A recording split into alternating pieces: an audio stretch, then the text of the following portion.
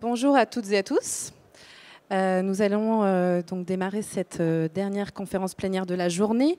Je me présente, Claire Morel, je suis rédactrice en chef de Relations Clients au magazine. Et je vais vous présenter évidemment tous nos intervenants. Juste au préalable, vous pouvez poser vos questions par SMS ou via le hashtag. Je ne sais pas si c'est le bon hashtag, mais en tout cas, oui, c'est hashtag EMKTP 2016 ou le 06 95 15 15 51. Alors, on va parler des objets connectés sur cette conférence. Selon le cabinet de recherche et de conseil IDC, plus de 3 milliards d'objets connectés seraient présents sur le marché mondial.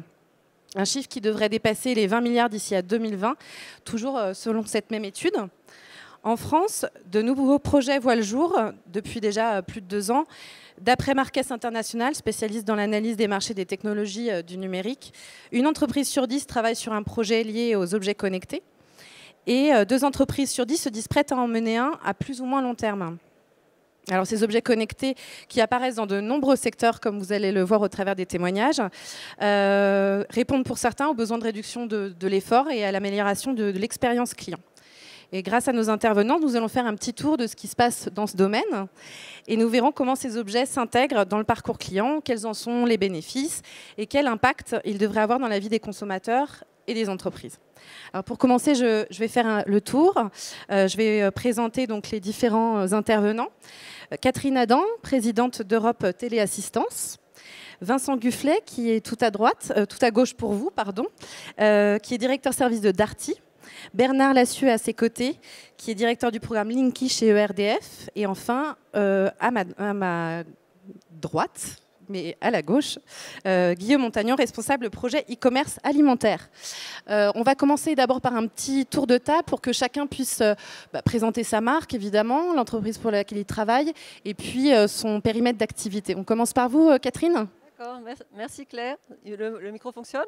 Bonjour à tous et à tous. N'hésitez pas à parler proche du micro. Oui. Ouais. Mon nom est Catherine Adam. Donc je dirige la société Europe Assistance à Téléassistance, qui est la filiale d'Europe Assistance en charge de l'assistance pour les seniors. Donc l'assistance pour les seniors, ça consiste en quoi? Ça consiste à accompagner les seniors 24 heures sur 24, 7 jours sur 7, dans l'urgence comme au quotidien, avec un dispositif connecté que j'expliquerai peut-être plus tard. On va en parler juste après, tout à fait. Guillaume, je vous laisse vous présenter. Oui, donc bonjour à toutes et à tous. Donc, je suis Guillaume Montagnon, je suis responsable projet à la direction e-commerce alimentaire du groupe Carrefour. Et donc je travaille sur le projet Pickit. Le Pickit qui est aujourd'hui ouvert au Drive, donc le Drive qui fait partie du marché du e-commerce alimentaire. Parfait, merci beaucoup. Bernard, je vous laisse présenter ERDF. Oui, donc Bernard Lassus, donc je suis directeur du projet Linky. Je rapporte directement donc au président. Et donc ERDF assure la maintenance, l'exploitation du réseau de distribution, 1,3 million km de réseau. Et puis l'accès aussi au réseau des fournisseurs d'énergie. Et enfin, Vincent Gufflet. Oui, bonjour. Donc, je suis Vincent Gufflet. Donc, je suis directeur des services au sein de Darty. Les services, c'est en particulier les services qui sont compris dans le prix chez nous, la livraison et puis le service après-vente. Et le service, c'est important pour nous parce que c'est une bonne partie de notre stratégie. Alors, on va commencer par Catherine Adam, qui est présidente d'Europe Téléassistance. Vous avez développé une box qui s'appelle Connectez-moi. C'est une box connectée qui permet de veiller sur les bénéficiaires, donc personnes âgées ou handicapées, à leur domicile. C'est une sorte de prolongement en fait du bracelet ou de la montre sur laquelle on appuie en cas d'urgence. Et du coup, est-ce que déjà vous pouvez nous expliquer en quoi ça consiste, Connectez-moi, puis ensuite pourquoi avoir lancé ce projet? Bien sûr, donc je vais commencer déjà par expliquer très rapidement le principe de la téléassistance, puisqu'en fait, avec la téléassistance, on a créé les objets connectés en 1990, puisqu'il s'agit en fait d'un bouton d'urgence que les personnes peuvent porter sur elles, soit au poignet, soit autour du cou, et qui les met directement en relation avec notre plateforme d'assistance. Donc ça, c'est la version historique, je dirais, de la téléassistance que tout le monde connaît et qu'on a souhaité moderniser. Pourquoi? Parce qu'on voit effectivement l'essor et toutes les capacités des objets connectés aujourd'hui. Donc nous avons lancé en fin d'année 2015 Connectez-moi, qui est un système qui est basé sur des capteurs de mouvement et un algorithme intelligent qui permet en fait d'analyser les mouvements de la personne, déjà d'apprendre à connaître les habitudes de la personne chez elle. Donc on voit effectivement chez elle comment la personne évolue et ça permet ensuite de détecter des anomalies puisqu'en fait c'est basé sur le non-mouvement. Donc les capteurs de mouvement effectivement identifient le mouvement. Si la personne arrête de bouger alors qu'elle ne devrait pas, si elle est en train de dormir, c'est normal qu'elle ne bouge pas. Mais si elle arrête de bouger alors qu'elle ne bouge pas, qu'elle ne devrait pas, ça envoie une alerte sur notre plateforme d'assistance. Donc ça, c'est la première fonctionnalité. Donc ça permet de nous affranchir du bouton d'urgence, puisque c'est la maison qui veille sur son habitant. Et la deuxième fonctionnalité qu'on a embarquée avec cette solution, c'est la prévention, puisqu'on peut également paramétrer des alertes préventives qui vont être envoyées vers les aidants. Donc les aidants peuvent de façon très simple sur leur espace client paramétrer des alertes préventives. Par exemple, je peux dire, je veux savoir si ma maman ne rentre pas dans la cuisine de la journée. Si au bout de 2 jours, elle ne rentre pas dans sa cuisine, peut-être qu'elle est malade ou qu'elle arrête de manger. Donc en fait, ça permet, à partir d'alertes comportementales, d'identifier des signaux qui peuvent être des signaux en avance de phase d'un problème médical. Donc ça, c'est le deuxième intérêt, c'est que ça connecte donc, nos aînés avec les aidants. Donc voilà un peu le principe de Connectez-moi. Et alors pourquoi avoir lancé justement cette box alors que vous aviez auparavant justement ce bouton d'appel d'urgence au travers d'un bracelet ou d'un collier? C'est une bonne question. Donc pourquoi effectivement? Parce que déjà la technologie le permet, c'est la première chose, mais aussi parce que nos clients en fait nous faisaient remonter aussi des contraintes par rapport à notre système actuel qui fonctionne très bien, mais certaines personnes n'ont pas forcément envie de porter un médaillon ou une montre. Ça peut être un peu gênant. Donc il y a ce côté un peu qui peut être considéré comme stigmatisant, même si nos boutons d'urgence ont quand même beaucoup évolué dans leur look. Ça peut être un peu gênant d'avoir apporté ce type de dispositif. Donc ça, c'est la première raison. Et la deuxième raison, c'est que ça nous permet aussi de proposer des alertes préventives que nous n'avions pas avec le système précédent. Donc en fait, on enrichit notre offre et ça permet aussi aux gens de choisir. C'est-à-dire qu'il y a des personnes qui ne veulent pas porter le bracelet ou le médaillon, qui sont très contentes avec la solution Connectez-moi, et vice-versa. Il y a d'autres personnes qui sont qui ont un peu peur de la technologie, qui ne sont pas forcément très réceptives à ce type d'offre, qui vont être très contentes avec la téléassistance classique, je dirais. Donc l'idée, voilà, c'était aussi d'élargir notre gamme pour répondre aux besoins de tous nos clients. Alors Vincent Gufflet, vous êtes donc directeur des services de Darty. Vous avez lancé en juin 2014 le bouton Darty. C'est un objet, donc un bouton connecté sur lequel il suffit en fait d'appuyer pour appeler le service client en cas de panne. Alors évidemment, il y a aussi possibilité au travers de l'appli ou du site d'appeler, de contacter le service client sur le même principe. Donc ce service est proposé aux clients qui n'ont pas acheté, aux clients évidemment de Darty, mais aussi aux clients qui n'ont pas acheté de produits chez Darty. Est-ce que vous pouvez nous en dire un petit peu plus aujourd'hui, puisqu'on est presque à 2 ans d'expérience, de retour d'expérience du bouton? Voilà, donc ce qu'on voulait faire, c'était un objet connecté. On pense que c'était l'un des premiers objets connectés dédiés au service, dont le principe est toujours très simple. Hein, c'est un objet où celui-là, en l'occurrence, c'est j'appuie, on me rappelle. J'appuie, on me rappelle, mais on ne me rappelle pas n'importe comment, on me rappelle quelques secondes plus tard. C'est un homme ou une femme qui m'appelle. C'est pas un serveur vocal ou un portail qui me dit appuyez sur 1 ou 2. La personne me rappelle avec mon historique d'achat, avec l'information que j'ai pu laisser sur le client. Et la personne va vous assister aussi longtemps qu'il faut pour répondre à votre question. Une question d'une panne sur un de vos produits, un besoin en urgence d'une cartouche d'encre pour remplacer celle qui est usagée. Elle va vous aider, vous assister jusqu'à ce que votre question soit résolue. Le service qui est derrière, c'est donc un service premium de type conciergerie. Mais c'est aussi un service qui est illimité, puisqu'en fait, vous pouvez appuyer sur ce bouton et on vous rappelle sur tous les produits de votre maison, un produit qui est sous garantie que vous venez d'acheter chez nous, un produit que vous avez acheté il y a une quinzaine d'années, on vous assistera quand même, on vous dépannera. Il faut savoir qu'on dépanne par téléphone presque 50% des demandes clients, des problèmes clients. Et puis, non seulement ce service-là, il est illimité, puisqu'en fait, c'est tous les produits du foyer, mais il est aussi universel, c'est-à-dire que vous pouvez, comme vous l'avez dit Claire, avoir une question sur un produit que vous n'avez pas acheté chez Darty. Et on vous répondra. Et s'il est en panne, on vous assistera. Et c'est ce service-là, premium, illimité, universel, qu'on a lancé effectivement il y a 1 an et demi. Et aujourd'hui, on est content de voir qu'il y a maintenant, et c'est une information un petit peu nouvelle, hein, on a plus de 300 000 clients qui ont choisi ce service. Voilà. Alors merci beaucoup Vincent. Bernard Lassus, vous êtes directeur du programme Linky chez ERDF. Donc vous êtes donc en charge du projet de déploiement des nouveaux compteurs connectés qui sont en cours d'installation. Vous allez justement nous parler de ce projet, nous donner peut-être quelques chiffres parce que ça représente quand même c'est un projet d'envergure. Donc est-ce que vous pourriez déjà nous rappeler quelques chiffres juste pour qu'on se rende compte? Donc c'est dans le futur, disons, 35 millions d'objets connectés qui vont être installés. On a commencé à les installer en décembre dernier et on devrait finir, si tout se passe bien, au 31 décembre 2021. On aura des pointes par année de 8 millions de compteurs, ce qui représente 40 000 compteurs par jour. Et donc ça amène à peu près 10 000 emplois en France. Il y a 6 usines qui se sont construites. Qu'est-ce que je peux dire d'autre? C'est 5 milliards d'euros financés par ERDF. C'est gratuit pour les consommateurs. Voilà, c'est déjà pas mal comme chiffre. C'est déjà, ça nous donne déjà un aperçu.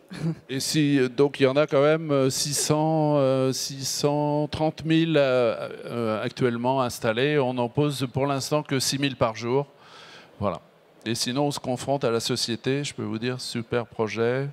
Le changement, c'est pas gagné.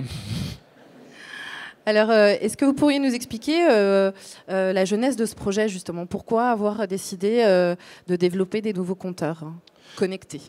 Bon, au-delà de l'obsolescence de l'ensemble des compteurs qui sont déjà installés, on en change à peu près 1 million par an, donc c'est quand même des compteurs qui datent des années 60, 90, voire même bien avant.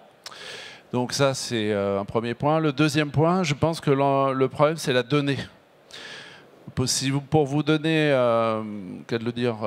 quelques images, le réseau électrique dans les 20 ans, parce que nous, quelque part, on essaye d'allier à la fois le service à la personne, mais aussi l'intérêt général.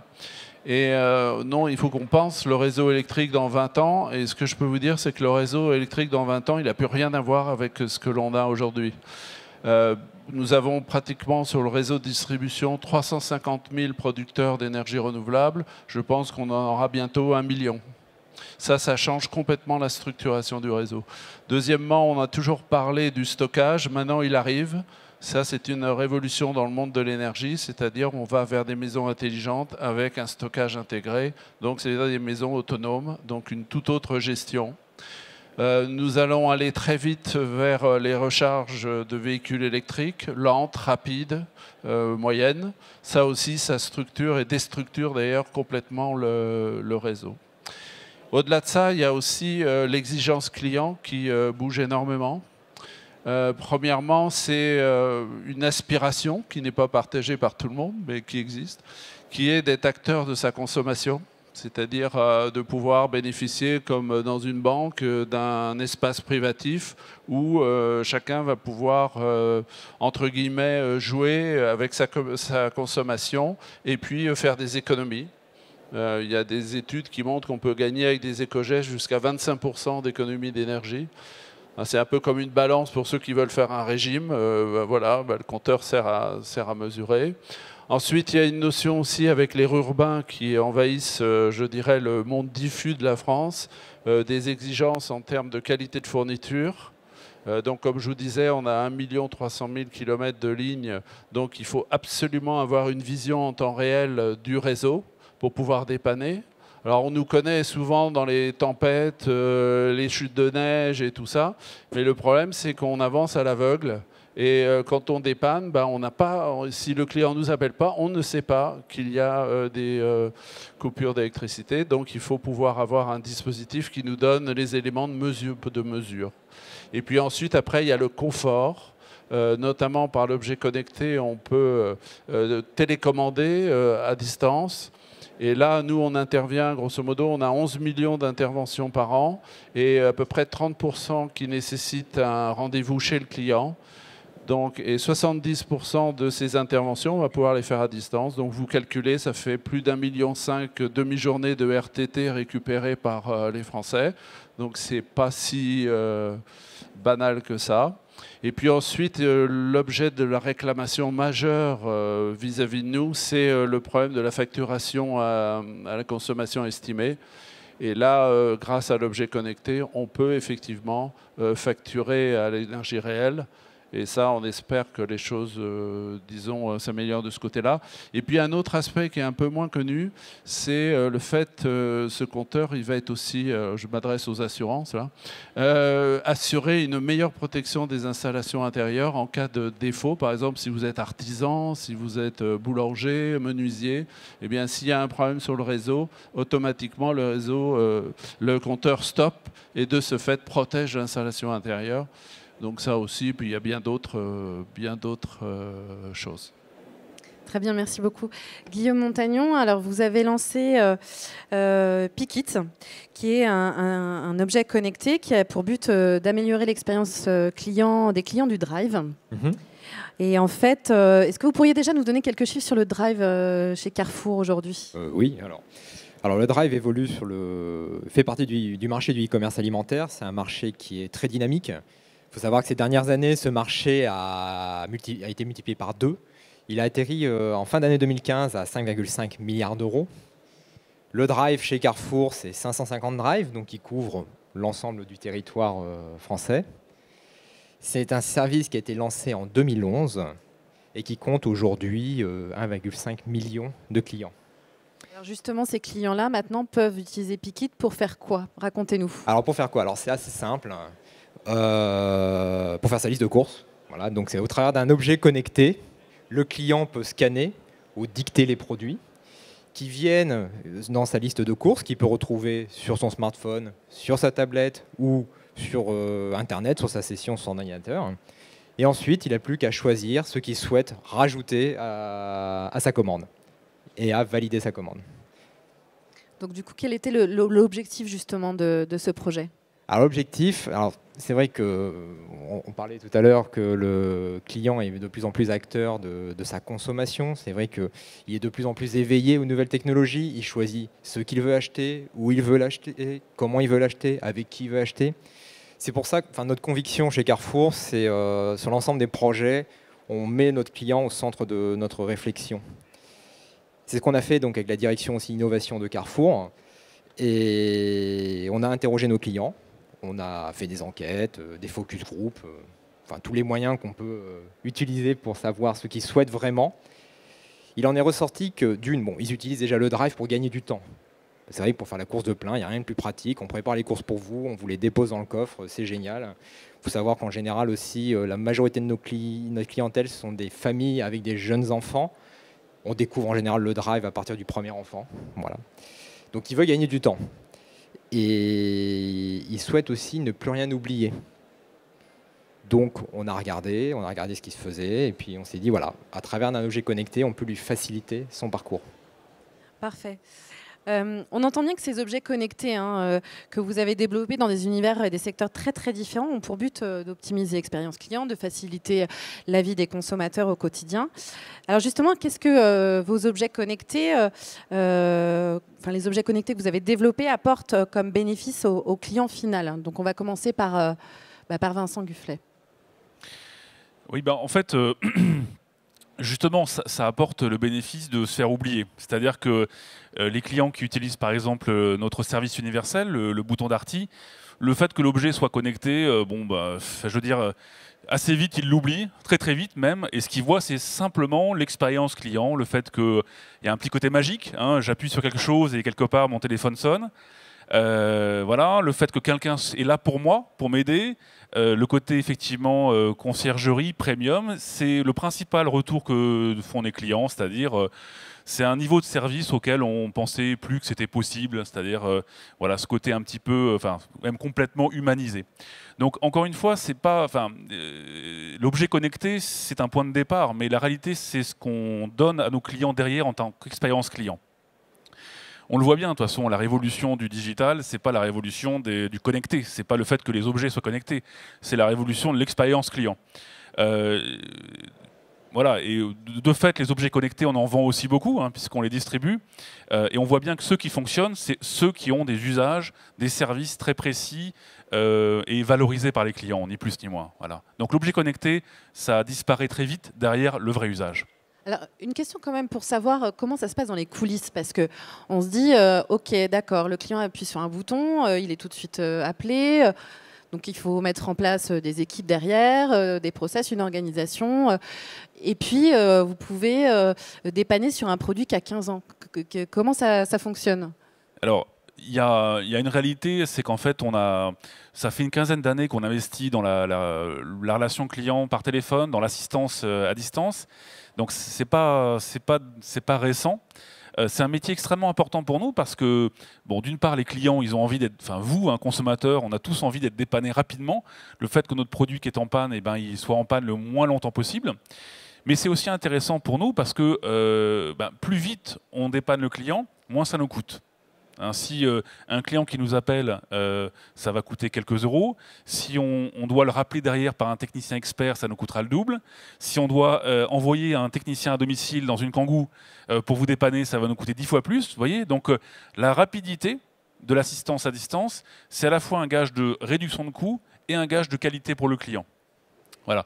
Donc le bouton, il s'inscrit là-dedans. Hein, et c'est vrai que, donc pourquoi est-ce qu'on arrive à le faire aujourd'hui? Parce que ça fait 15 ans qu'on travaille sur des outils de prise en main à distance des produits. On prend en main à distance les PC, les smartphones, les tablettes, les téléconnectés maintenant aussi. Et puis demain, on fera la même chose avec les lave-linges, avec vos réfrigérateurs, avec voilà, tous vos produits. Et en faisant ça, on arrive à être efficace dans la résolution à distance. Par ailleurs, depuis une quinzaine d'années, on développe une base de connaissances où à chaque fois qu'on rencontre un client ou un produit avec un problème, eh bien on archive les symptômes, le diagnostic et la résolution. Et depuis 15 ans, on fait ça sur les millions d'interventions qu'on fait tous les ans.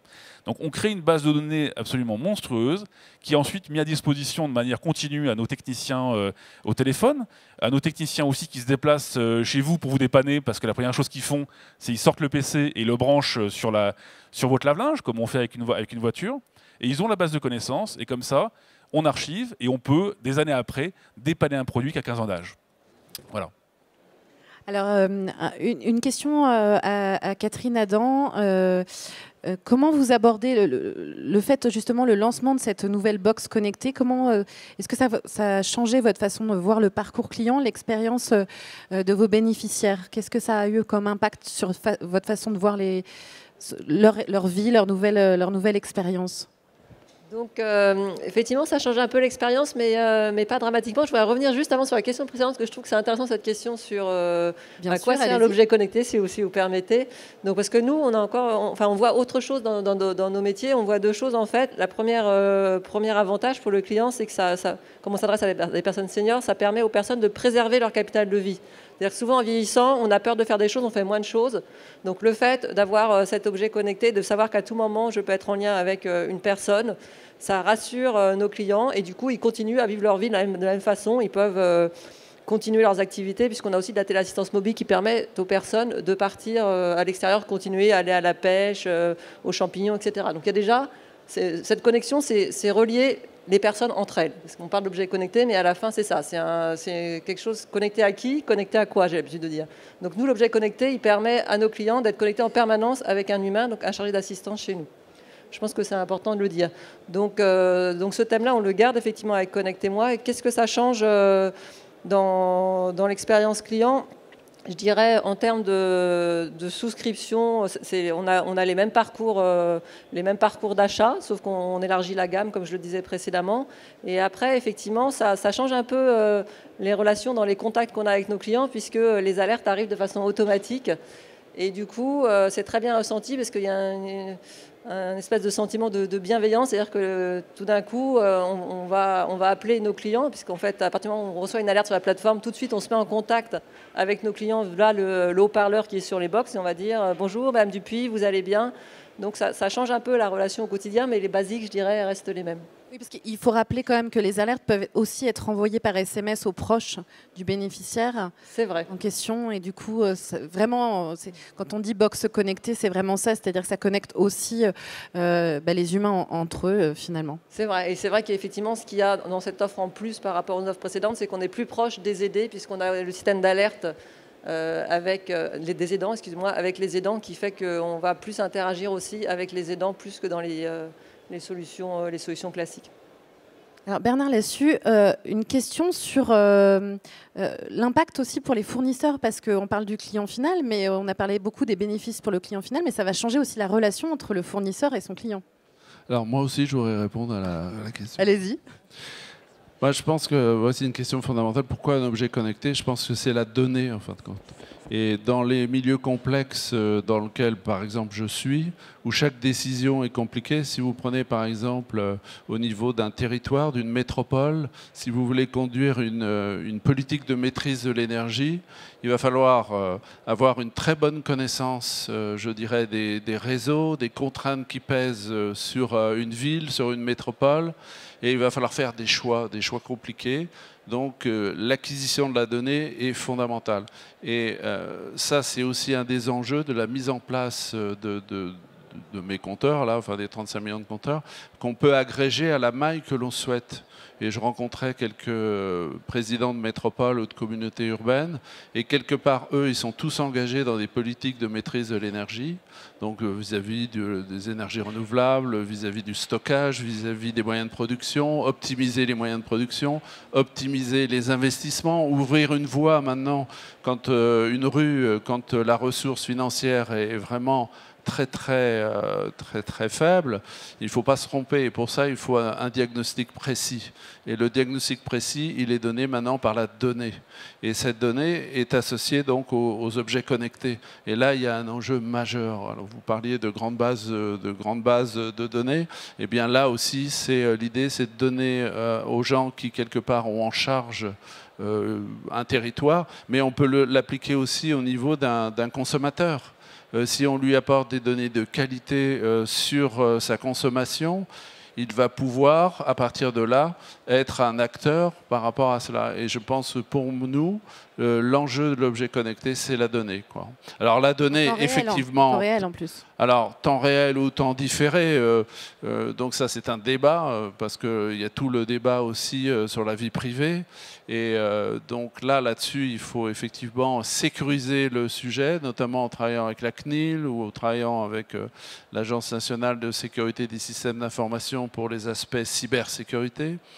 Et donc là, il faut trouver les bonnes modalités qui vont permettre à la fois de donner une donnée de qualité, mais aussi d'assurer la sécurité pour que chacun se sente confortable, que ce soit au niveau d'une collectivité avec des données anonymisées ou des données au niveau du consommateur, pour qu'il puisse mener sa propre politique, qu'il se sente acteur, notamment par rapport aux défis je dirais, des économies d'énergie ou par rapport à des économies basiques. Je pense que la donnée, c'est fondamental. Par contre, il faut la sécuriser et c'est un vrai sujet.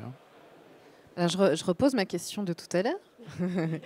Qu'est-ce que ça change du coup ces compteurs sur quel est l'impact sur la relation justement entre fournisseurs et clients, parce que là il va y avoir quand même vous parliez de facturation tout à l'heure, vous parliez de maîtrise de la consommation d'énergie. Alors là c'est toujours le problème de la donnée. C'est-à-dire que le problème en ce moment, les fournisseurs, plutôt les offres dans le monde de l'électricité sont assez basiques en fait. Quand c'est les tarifs, puis ça va pas très loin, bon, une puissance souscrite et puis après un prix d'achat de l'énergie.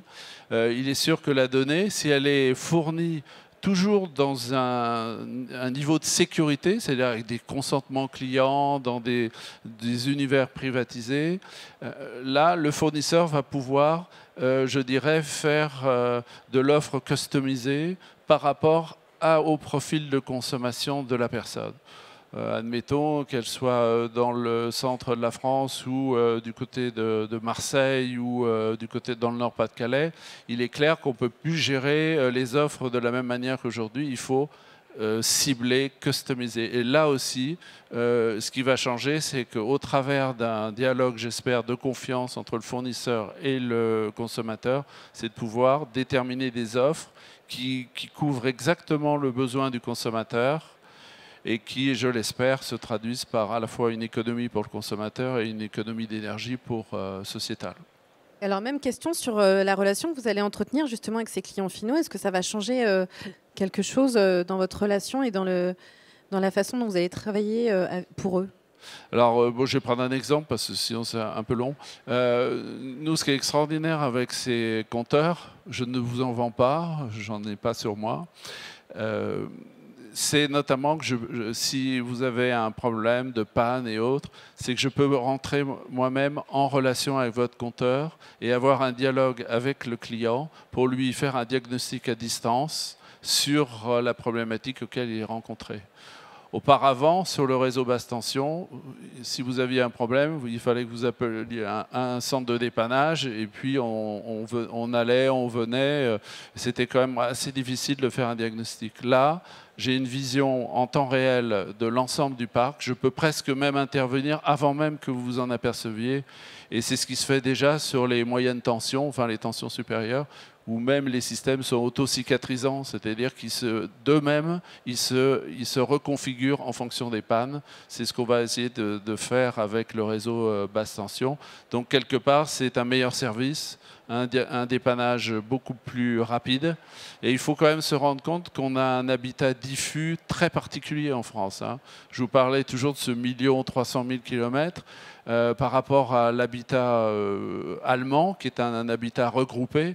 On dépense des fortunes en termes d'infrastructures, pas simplement électriques, n'importe lesquelles, pour aller alimenter une personne au fin fond d'une forêt, ce qui est le rêve de tout Français.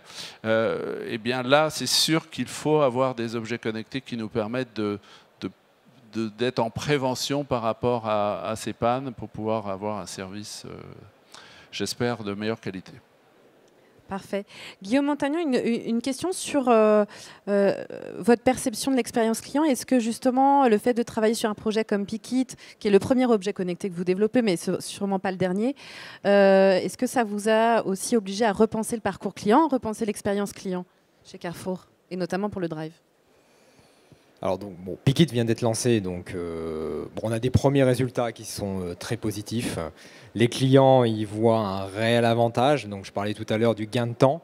Donc c'est réel. On divise par 3 le temps dédié aux courses sur le Drive. Donc cette promesse-là, elle est tenue. Le fait de ne plus rien oublier, parce que ça nous est tous arrivé de revenir d'un hypermarché avec le coffre plein, et puis il nous manque l'ingrédient pour faire la recette de ce soir, et ça tombe mal, on avait des amis, voilà.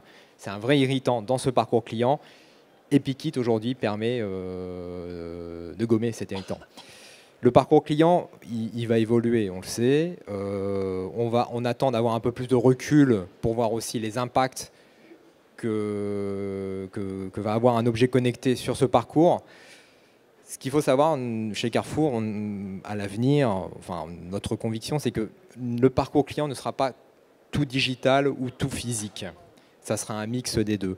Et on le voit déjà dans les comportements. Déjà, le Drive, c'est une première partie vers ce parcours mix. Maintenant, charge à nous aussi d'être au plus proche de notre client, d'écouter ce qu'il a à nous dire, ce qu'il attend dans ce parcours mix, pour pouvoir lui proposer des objets, des outils qui vont permettre justement d'améliorer son expérience d'achat. Parfait.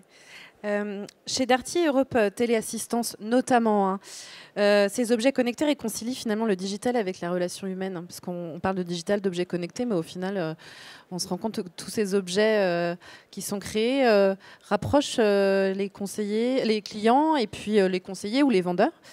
Alors Vincent Gufflet, justement, qu'est-ce que ce nouveau projet a impliqué pour les 700 conseillers? Qu'est-ce que ça a eu comme impact sur les équipes? Oui, ce projet digital, comme vous l'avez dit, effectivement, digital, mais digital rematérialisé. et c'est un point commun à tous les objets connectés, en tout cas tous les boutons connectés, c'est de se dire que finalement, le smartphone c'est super, les tablettes aussi, les PC aussi, mais parfois ça peut être intéressant sur des points très précis, des usages très précis, d'avoir des objets physiques, hein, des objets connectés.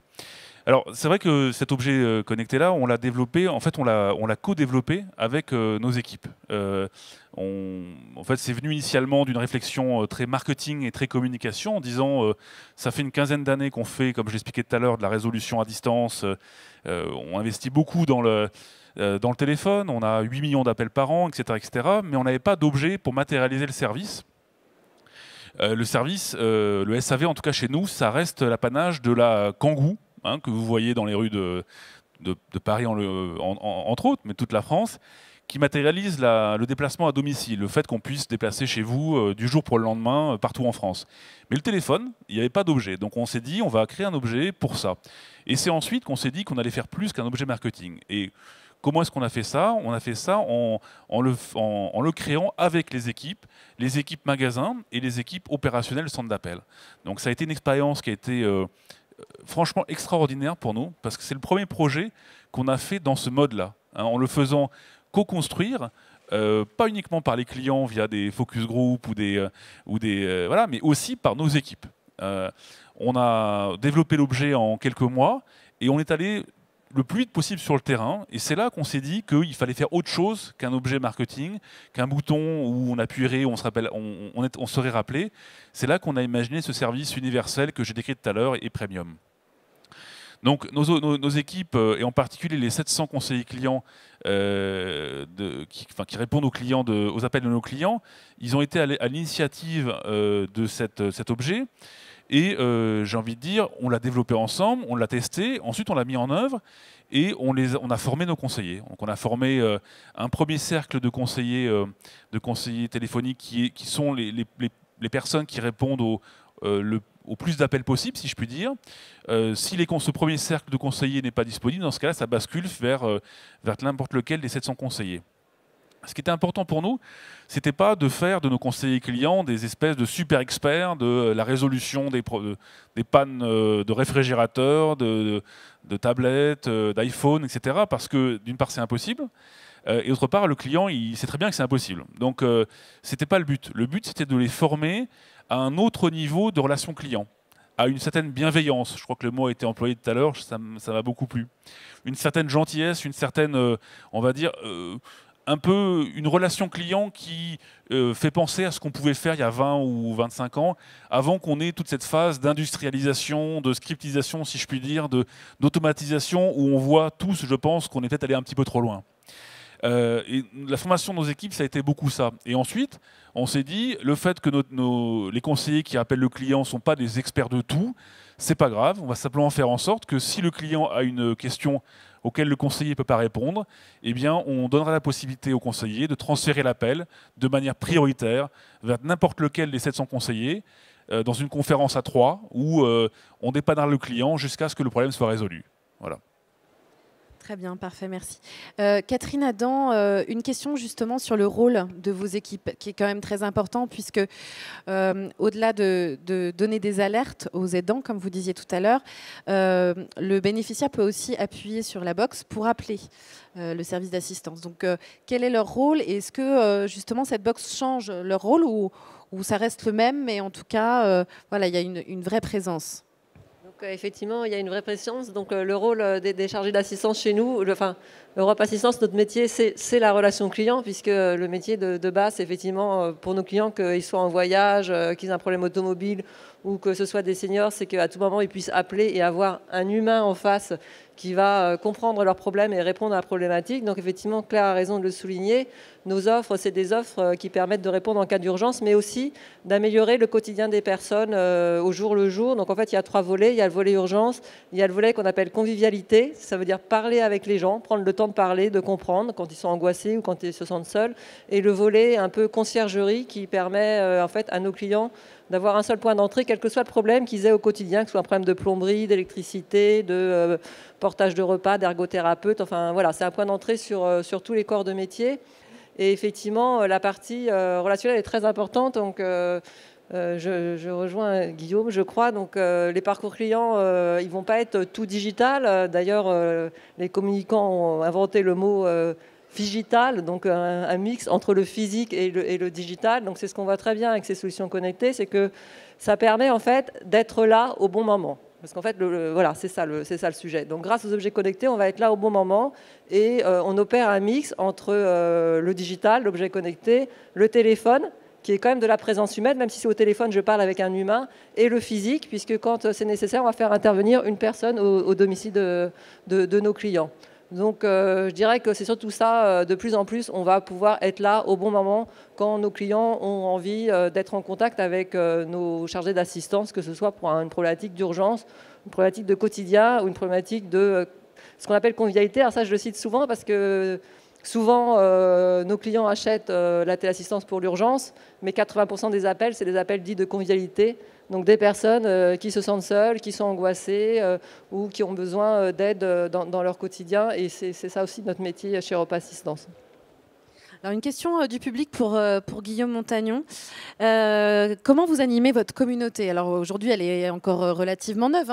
Vous venez tout juste de lancer Pickit, mais vous avez créé un site dédié. Comment justement vous l'animez? Comment vous allez avoir des retours d'eux? Est-ce que vous avez l'intention de profiter justement de cette communauté qui se crée pour aller un peu plus loin? Alors en effet, donc, on a mis en place ce qu'on appelle un mini-site, enfin un site communautaire qui s'appelle, c'est monpickit.fr. Alors c'est pikit.fr, monpickit. Sur ce site, donc, vous pouvez découvrir le service. Donc il y a une vidéo qui met en avant, il y a une immersion dans une famille qui teste l'objet. Vous verrez, c'est assez drôle. Je vous invite à y aller. Puis il y a des vidéos qui vous montrent aussi l'utilisation de l'objet. Et derrière, vous pouvez vous enregistrer. Et quand vous avez un Pickit, vous avez donc cette communauté avec un forum dans lequel vous pouvez soumettre des avis, des évolutions éventuelles, ce que vous souhaiteriez voir, vos joies, vos peines, et nous y répondons. Il y a aussi des jeux concours aussi. On vous invite il y a une espèce de gamification, si on peut dire, pour justement que vous appreniez à bien utiliser le Pickit. Est-ce que justement cette communauté va vous permettre peut-être dans les mois à venir à récupérer des feedbacks et aussi des suggestions pour des nouveaux objets connectés, des nouveaux services? Alors, avant de parler de nouveaux objets connectés, on va déjà essayer de bien faire ce qu'on est en train de faire. C'est vrai que déjà, on attend beaucoup de ces retours-là. Il y en a déjà des premiers qui nous invitent, bien évidemment, il y a certaines suggestions, des choses à lesquelles on n'avait pas pensé. Mais c'est vraiment ce projet-là, il a été co-construit en effet donc avec nos clients, mais aussi en interne. Et je rejoins ce que disait Vincent tout à l'heure, c'est vrai que l'organisation, on a dû aussi la repenser. On a dû mettre en place ce qu'on appelle les méthodes agiles. Donc voilà, il a fallu apprendre à fonctionner de cette façon-là, parce que dans l'environnement des objets connectés, vous devez aller vite. Les évolutions vont très rapidement, les cycles se raccourcissent, et donc il faut développer rapidement. Et c'est ça qui a été le plus important. Donc ces feedbacks-là aussi vont nous permettre d'améliorer déjà ce service. Alors on va faire un point sur les données. Justement, Bernard Lassus, vous le soulignez tout à l'heure, c'est ce qui est généré aussi par les objets connectés, l'histoire de la donnée. Alors, à qui appartiennent ces données? Comment on fait? Qu'est-ce qu'on met en place aussi pour justement rassurer le consommateur par rapport à ces données? Qui veut répondre à cette question? Vincent Gufflet? Oui, si vous voulez. En fait, c'est marrant que vous posiez cette question parce que c'est vrai que l'une des premières remarques qu'on a eues sur notre objet connecté, ça a été mais est-ce que vous n'allez pas du coup voir ce qui se passe chez moi? Alors, ce qui est quand même assez étonnant parce que si vous voulez, un objet connecté comme un bouton connecté, ça envoie essentiellement un ping pour dire merci de me rappeler. Ça transmet pas à distance tout votre historique d'achat, etc. Mais ça a été on voit bien que c'est une préoccupation absolument centrale du consommateur, du client que nous sommes, donc il faut le traiter. Du coup, on s'est rappelé une chose, c'est qu'il y a une quinzaine d'années, quand on a commencé à faire de la prise en main à distance des PC, et on pouvait accéder au PC des clients, à l'époque où c'était quand même très nouveau, hein, c'est pas comme maintenant où on est bien habitué à ça. Et ben, c'est vrai que ça marchait pas très bien au début parce que les consommateurs, les clients, ils avaient peur qu'on aille fouiller sur leur PC, trouver des choses un peu compromettantes, ou rien trouver du tout, mais simplement fouiller. Et du coup, c'est pour ça qu'à l'époque, on avait déjà imaginé un espèce de bouton où ça couvrait une partie de l'écran du PC, et le client pouvait cliquer à tout moment sur le bouton pour arrêter la connexion. Donc, tout ça pour vous dire que la protection des données, c'est pas uniquement quelque chose de légal, c'est une préoccupation profonde des consommateurs, d'une part, et ça, je pense que vous serez bien placé, Monsieur Lassus, pour en parler. Mais la deuxième chose, c'est que c'est aussi important de le marketer, ça. Le marketer au sens de le mettre en scène. Mettre en scène la protection des données. Faire en sorte que, par des dispositifs physiques, ou en tout cas visibles, on puisse matérialiser le fait que les données du client, sa vie privée, est protégée. Alors Catherine Adam, est-ce que justement vous avez des réticences par rapport à ça ? Par rapport à la question des données, par rapport à la question de la confidentialité, parce que vous installez finalement une box au domicile des gens, donc ça peut soulever des questions. Donc effectivement, c'est là où on voit le marché c'est quand même un marché très très nouveau. Donc c'est vrai que oui, nous avons des réticences. Donc il y a certains de nos clients qui ne souhaitent pas installer des solutions de type connectez-moi, puisque en fait les capteurs de mouvement effectivement analysent les mouvements de la personne. Donc on sait que la personne tous les matins elle va dans sa salle de bain, etc. Donc on suit la personne dans les différentes pièces et on trace les mouvements dans les différentes pièces. Donc c'est des données effectivement qui appartiennent à la personne que nous n'utilisons pas. Ce ne sont pas des données médicales, donc on n'a pas les mêmes problématiques qu'on peut avoir avec des données médicales, c'est des données comportementales. Néanmoins, on a cette problématique. Donc les données sont la propriété de nos clients. Nous, ce qu'on voit arriver chez nous, donc on conserve les données sur nos serveurs, mais on ne les traite pas, on ne les utilise pas. Nous, on voit juste arriver les alertes en cas d'anomalie de comportement. Mais c'est vrai qu'au-delà de la donnée, le fait d'avoir des capteurs de mouvement, même si c'est des tout petits boîtiers, il y a certains de nos clients que ça dérange et qui ne souhaitent pas voir ça. Donc on entend des remarques du type mais c'est du flicage ou donc voilà, il faut bien expliquer comment fonctionne. Du coup, en termes de communication, il faut bien expliquer comment fonctionnent nos offres. Autant certains clients sont vraiment enthousiastes parce que effectivement, ça a franchi du médaillon. C'est très protecteur comme solution et ça permet en plus la prévention. Autant on voit aussi des comportements d'achat d'une autre partie de nos clients qui sont très réticents à installer ce type de solution chez eux, effectivement. Bernard Lassus, un mot en plus où vous aviez déjà... Je pense que je l'avais déjà un petit peu abordé. Je suis assez d'accord, en fin de compte, sur un des aspects. Mince, je perds mes lunettes. C'est qu'on voit bien que le côté légal ne suffit pas et que d'une certaine manière, il faut trouver peut-être un élément tangible sur lequel on peut s'accrocher pour que quelque part la sécurité devienne presque palpable. J'avoue que c'est pas toujours très simple, surtout que nous, on est confronté à ce problème-là alors qu'on s'y attendait pas tout à fait. Parce que d'une certaine manière, quand vous mesurez des électrons qui passent dans un câble, c'est assez difficile de savoir d'où ils viennent. Mais j'ai vu que cette explication-là n'était pas suffisante. Et on a donc travaillé énormément avec la CNIL pour se rendre compte qu'en fin de compte, le compteur qu'on va installer ne peut pas remonter une information à une période inférieure à 10 minutes. Donc il y a eu tout un travail sur la CNIL justement pour anonymiser les mouvements donc à l'intérieur de la maison et de laisser en fin de compte au client la responsabilité s'il le souhaite en mettant un boîtier sur le compteur et en ne traitant ces informations sans les remonter vis-à-vis de RDF ou de qui que ce soit pour le mettre beaucoup plus à l'aise. Mais du moins de l'expérience client que j'ai en ce moment, ça n'apparaît pas toujours suffisant comme explication. Elle est certainement trop rationnelle. Il y a quelque chose à trouver dans la démarche, dans une approche qu'il va falloir qu'on invente pour pouvoir accompagner de manière un peu plus sereine la mise en place de ce compteur. Alors, on reçoit pas mal de questions, et notamment quelqu'un qui met « Pikit est payant, je crois. Qui gagne le plus? Quel ROI pour Carrefour ?» Alors oui, Pikit est payant. Vous pouvez l'acheter, il vaut 29,90 €. Le ROI pour Carrefour, c'est...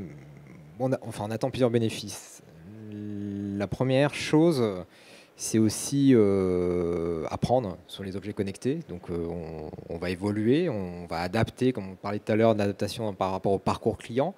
Ces retours-là nous sont essentiels pour pouvoir accompagner ce changement.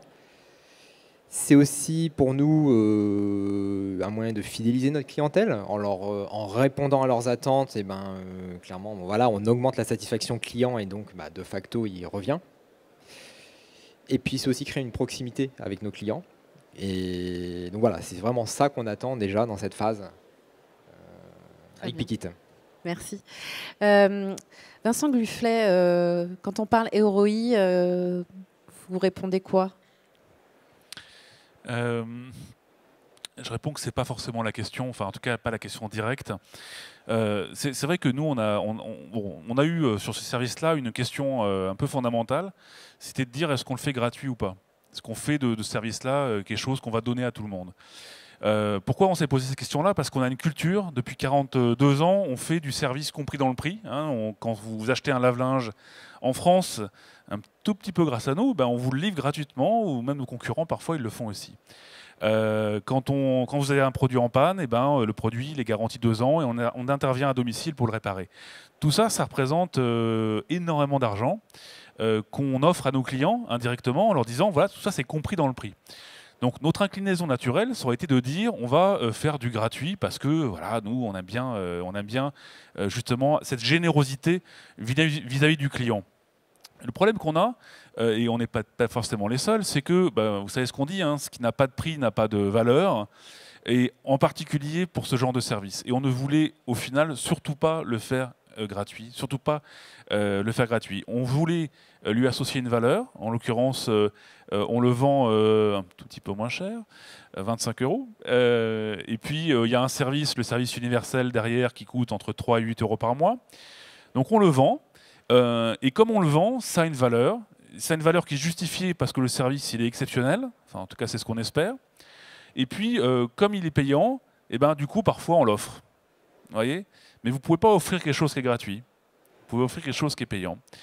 Donc voilà. Alors le ROI ne se base pas sur le fait que ce soit payant, parce qu'un objet comme celui-là, ça a un coût, il faut le produire. Donc le service, vous savez comme moi, vous êtes, je pense, une bonne partie des gens ici sont spécialistes de la relation client. Vous savez qu'un appel, ça coûte 1,50 €, 2 €, 3 €, 8 €. Donc 3 € par mois, ça va pas loin.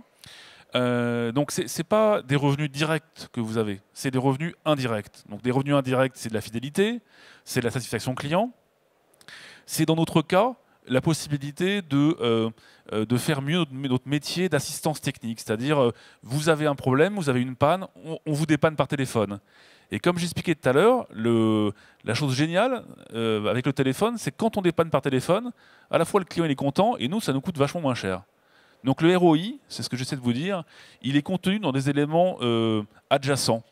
Il n'est pas direct, hein, il est indirect. Et ça, c'est une grande leçon, je trouve, qu'on essaie de pousser sur les objets connectés. Parce que souvent, nos partenaires, les gens qui viennent nous voir pour qu'on leur vende leurs objets connectés, ils ont des modèles directs. C'est-à-dire, on va vendre à nos clients, aux consommateurs, des produits qui coûtent 100, 200, 300, 500, 1000 €, avoir des abonnements de 10, 20, 30 € par mois. Non. Voilà. Il faut imaginer des choses où le ROI vient d'éléments indirects et pas directs. Et ça, ça nous paraît une leçon assez fondamentale. Guillaume Montagnon, vous vouliez réagir? Je voulais juste réagir. C'est vrai que la gratuité d'un objet n'a pas de sens. Les objets connectés, les gros enjeux pour ces objets, c'est l'usage. Il faut savoir que 60 à 70% des objets connectés sont abandonnés au bout de 6 mois. Alors on fait plein d'objets connectés partout. Alors il y a des bracelets d'activité, il y en a une pléthore. Et c'est vrai que donner une valeur, c'est éviter qu'ils soient distribués à peut-être des personnes qui ne seraient potentiellement pas utilisatrices et ils finiraient au fond d'un placard. Donc c'est aussi pour ça que on ne souhaite pas le donner. Catherine Adam, vous aussi, vous proposez finalement un service qui est payant. Alors, combien ça coûte et comment ça fonctionne justement? Donc effectivement, c'est un service payant. Alors si on parle de ROI, parce que je vais répondre aussi à la question, donc nous, en fait, l'objet connecté, le connectez-moi, c'est la base de notre offre. C'est pas un périphérique, donc c'est le prix de ces offres. Donc c'est des offres qui sont plus chères que les offres classiques, mais qui ont une rentabilité qui est moins bonne. Pourquoi? Parce que nous, ce qu'on veut aussi, c'est innover. Donc là, on n'est pas sur une problématique pure de ROI, on est plus sur une problématique d'innovation et d'être présent sur un champ qui va se développer. Aujourd'hui, on le voit, c'est compliqué parce que le marché n'est pas complètement mature, donc il y a encore des réticences à aller sur ce marché, mais je pense que c'est important pour des sociétés telles que les nôtres d'être présents en amont sur ce type de solution.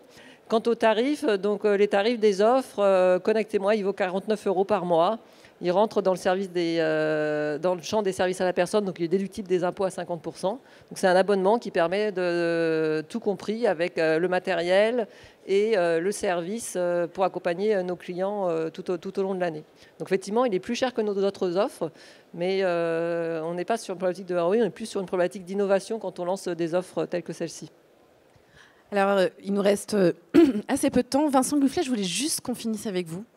Parce que vous avez décidé de lancer une nouvelle fonctionnalité qui est de la visio. Est-ce que vous pouvez nous expliquer justement comment les conseillers vont pouvoir dépanner à distance en voyant ce qui se passe chez le client? Voilà, c'est un peu ce que Guillaume Montagnon disait tout à l'heure, c'est que dans le digital, dans la relation client, il faut innover tout le temps, il faut lancer tout le temps des choses qui ont un intérêt. Nous, on a travaillé sur deux axes différents. Le premier, c'est aller plus loin dans l'humanisation de la relation client. Aller encore plus loin dans la personnalisation, etc., d'une part. Et puis d'autre part, travailler sur la technologie, sur l'innovation dans la résolution à distance, dans ce qu'on appelle le SAV connecté. Le fait de pouvoir, avec la connectivité, avec le fait que les objets soient connectés, pouvoir dépanner mieux et en l'occurrence dépanner plus rapidement. Donc qu'est-ce qu'on a fait? On a lancé un bouton visio, c'est-à-dire que vous appuyez et là, vous avez le choix entre le fait que quelqu'un vous rappelle quelques secondes plus tard ou alors que quelqu'un vous appelle sur votre smartphone en visio. Et là, vous humanisez la relation parce que vous voyez votre conseiller, donc c'est toujours intéressant et puis c'est pas si souvent, c'est pas si courant que ça que vous pouvez le faire. Et à l'inverse, lui, il va pouvoir vous voir si vous êtes d'accord, mais surtout il va voir votre produit qui est en panne. Et en voyant votre produit, le produit qui est en panne, il va pouvoir diagnostiquer plus facilement, plus rapidement le problème. Vous voyez? Et en faisant ça, qu'est-ce qu'on gagne du temps, on gagne de la DMT, on gagne de la résolution, parce que parfois on passe de longues minutes à demander à un client des questions très simples. Quel est le numéro de série? Est-ce que vous pouvez me lire le numéro qui figure sur la tranche du produit? Est-ce que vous pouvez me dire si la fuite que vous avez sur votre lave-linge, l'eau elle s'écoule par devant ou par derrière? C'est des choses très pratiques, mais le client, le consommateur, vous, moi, on ne sait pas forcément répondre. L'image c'est parlant, l'image c'est rapide, l'image c'est efficace. Et grâce à ça, on humanise la relation, on va encore plus loin dans la personnalisation et on est plus efficace. Et plus efficace, encore une fois, on est plus efficace parce qu'on est plus rapide, donc le client est content, et on est plus efficace parce que économiquement, ça nous coûte moins cher. Je vous remercie infiniment d'avoir participé à cette conférence. Merci beaucoup et merci pour votre attention.